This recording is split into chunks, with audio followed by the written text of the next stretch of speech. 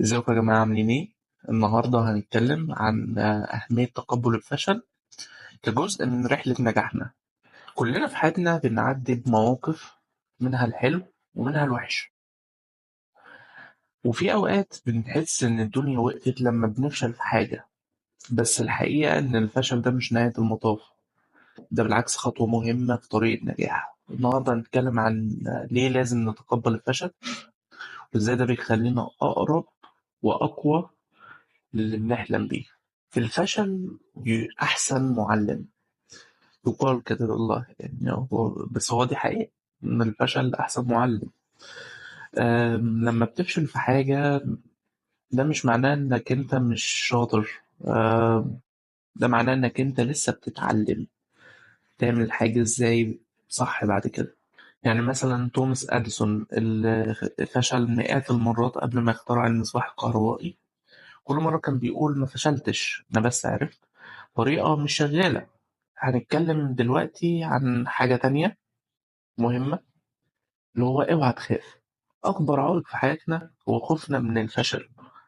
لما تتقبل فكرة إنك ممكن تفشل، هتلاقي نفسك جريء أكتر، تجرب حاجات جديدة، لأنك عارف إن الفشل مش عيب، ده طبيعي. طبيعي إنك تفشل. هنتكلم عن حاجة تالتة دلوقتي، اللي هو نحول الفشل لفرصة. كل مرة آه، بنفشل فيها، نحاول نسأل نفسنا إيه الدرس اللي ممكن نتعلمه من ده، من فشلنا، وإزاي أعمل حاجة بعد كده بطريقة أحسن. النجاح بيجي تراكم تجارب. دلوقتي هنتكلم عن حاجة جديدة، دي رابع حاجة معانا النهاردة.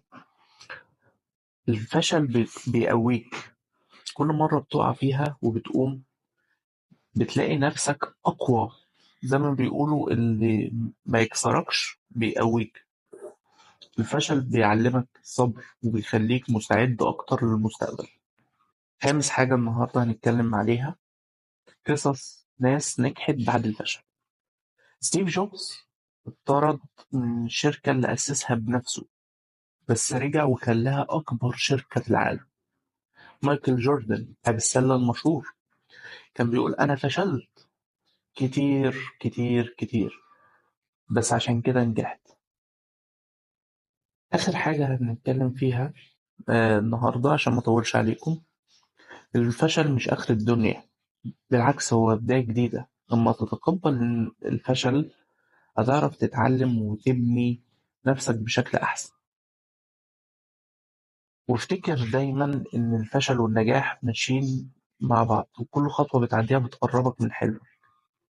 يا ريت لو عجبكم الفيديو ما تنسوش تشتركوا في القناة وتفعلوا الجرس عشان يوصلكوا كل جديد، واستنوني في الحلقة الجاية.